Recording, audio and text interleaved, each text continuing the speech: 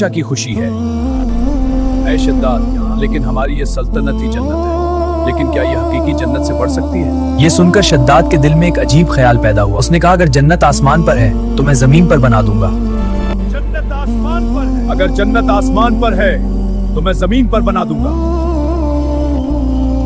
ये वो लम्हा था जब उसने अल्लाह का मुकाबला करने का इरादा कर लिया।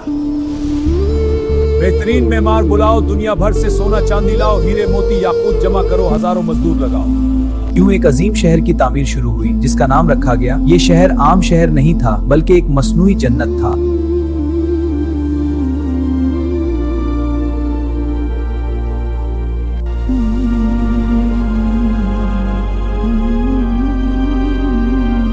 जब शहर बनता जा रहा था, शद्दाद का गुरूर भी बढ़ता जा रहा था।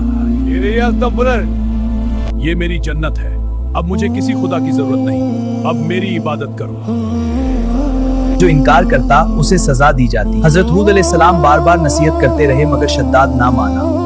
एक दिन ऐलान हुआ, आरंभ मुकम्मल हो चुका है। शद्दाद खुद देखने गया। जब उसने शहर देखा तो हैरान रह गया।